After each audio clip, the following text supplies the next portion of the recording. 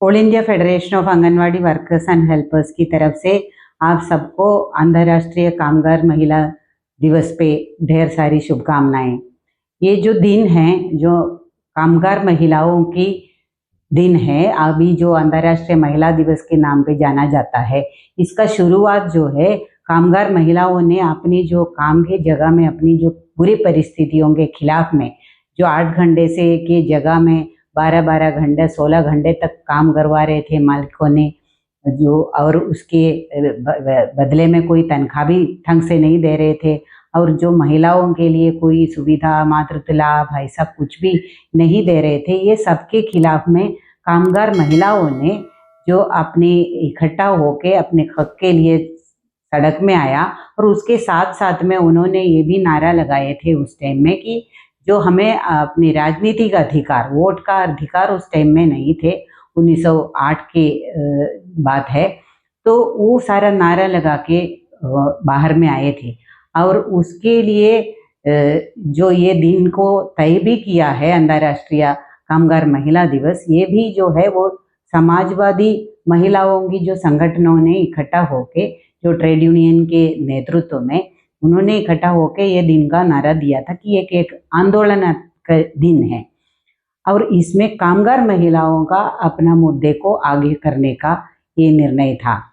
तो इसके साथ साथ में उधर में जो 19वीं शताब्दी की शुरुआत में जो ये विश्व युद्धों के खिलाफ में भी, युद्ध जो भी जहाँ पे भी होता है कि वहाँ पे महिलाएं और बच्चे सबसे ज़्यादा प्रभावित होता है, और जो दुनिया के अंदर सभी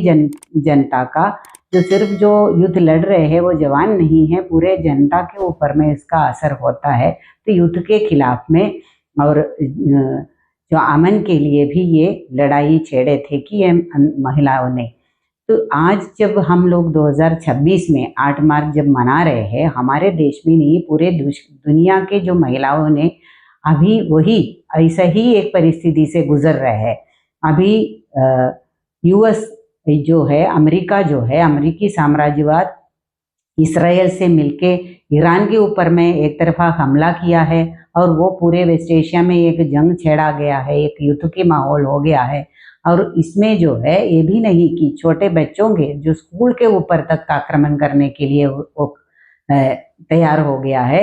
और ये भी जो गाजा के अंदर फलस्तीन में भी हम देख रहे हैं कि वहाँ पे भी बच्चों का और महिलाओं का जो नरसंहार किया है, आगे पीढ़ी को ही खत्म करने का ही एक प्रयास जो ये साम्राज्यवादी ताकतों की ओर से हो रहा है। और आज के दिन में जो अमेरिका जो खुद अपने आर्थिक संकट में है, अपनी जनता का ज़रूरतें पूरा नहीं कर पा रहे हैं, तो वो पूरे दुनिया के ऊपर में अपना जंग छेड़ा है। चाहे वो जैसे वेनेजुएला के ऊपर में उसकी राष्ट्रपति को रातों रात अपने घर से उठा के ले गया उनकी पत्नी समेत, या दूसरे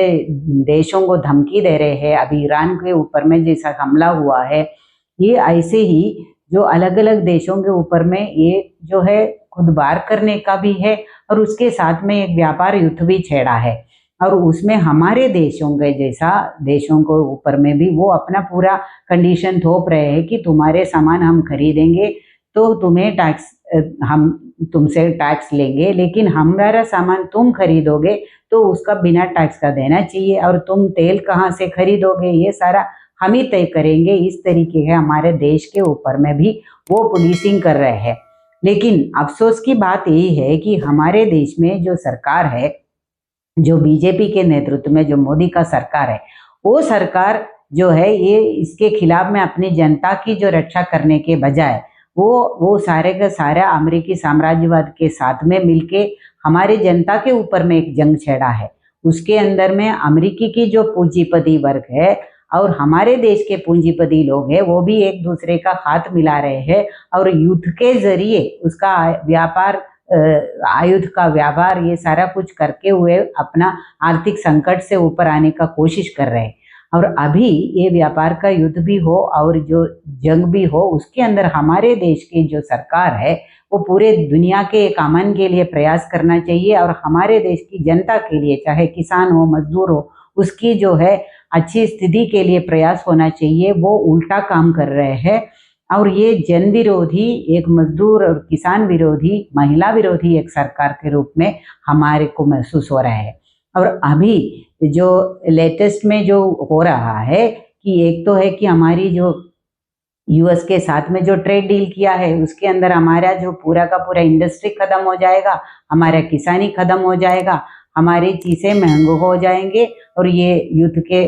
जरिए भी जो तेल वगैरह महंगा होता है ये भी होगा और इंडस्ट्री और किसानी भी खत्म हो जाएगा। और उनके दबाव से यहाँ पे वो सीड बिल लेके आया है, हमारे श्रम कानून में बदलाव लेके आया है, शांति एक्ट लेके आया है और जो ये इंश्योरेंस का निजीकरण कर रहे हैं और जो पूरा का पूरा पब्लिक सेक्टर का निजीकरण के लिए कानून लेके आ रहे हैं। और ये सबके साथ साथ में जो जनता को राहत पहुंचाने वाली सारी योजनाओं को खत्म करने के प्रयास किया जा रहा है। हमारे जो ICDS का स्कीम के अंदर में भी ये जो FRS के नाम पे लाभार्थी को काटा जा रहा है और ये भी नहीं, हर बार में बजट में कटौती कर रहे हैं। और पिछले बजट में जो है निर्मला सीतारामन ने अनाउंस किया था कि बच्चों का खाने का पैसा बढ़ाएंगे, लेकिन अब के बजट में जो क्या बोला है वो हम सोचेंगे। और ये 2018 के बाद में हमारा वेतन में 1 पैसे का वृद्धि नहीं किया और जो सुप्रीम कोर्ट का आदेश हुआ 2022 में कि जो ग्रेजुइटी देने का, उसके बारे में एक कदम भी नहीं उठाया है। और ये नहीं कि अभी हमारी जहाँ पे भी जो राज्यों में भी है ये भाजपा और NDA के जो सरकारें हैं और उनका खुद का वादा निभाने के लिए जो मांग करने वाले आंगनवाड़ी वर्कर हेल्पर के ऊपर में बड़ा दमन कर रहे हैं, सारे स्कीम वर्कर के ऊपर में भी ऐसे ही दमन कर रहे हैं। अभी हाल ही में आंध्र प्रदेश में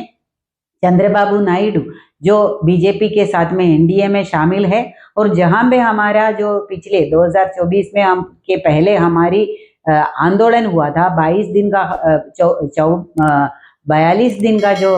हड़ताल हुए थे, उसमें हमारी पंदल में आके बोला कि हमें अगर सरकार में आओगे तो ये लागू करेगा। लेकिन जब से सरकार आया है कुछ भी नहीं किया। और अभी लेटेस्ट में हमारी जो ऑल इंडिया की पदाधिकारी बेबी रानी सुब्बाराव समेत लोगों को अरेस्ट किया, लाठीचार्ज किया, घर में ले गया, इस तरीके का काम कर रहे हैं। और जहाँ पे योगी सरकार है यूपी के अंदर, वो बजट में बोला हम लोग सोचेंगे, लेकिन ये भी एक धोखा है, आगे 5 साल ऐसा चलाएंगे। और ये भी लेटेस्ट जो है मोदी सरकार का, हमारी जो विभाग है, हम जो आके खुद भी मिले थे हमारे आंदोलन के बाद में पैसा बढ़ाने का, ICDS का 50 साल है इस साल में, महिलाओं के लिए भी और हमारी आंगनवाड़ी वर्कर हेल्पर के लिए भी कुछ घोषणा करने के लिए वादा तो किया है, ग्रेजुइटी के लिए भी वादा किया है, लेकिन वो कुछ भी नहीं कर रहे हैं। उल्टा अभी जो है कि 8 मार्च को सुबह में 6 बजे हमारा 500 महिलाओं को लेके, आंगनवाड़ी महिलाओं को यूपी, हरियाणा, दिल्ली से लोगों को लेके मार्च करने के लिए एक सर्कुलर जारी किया।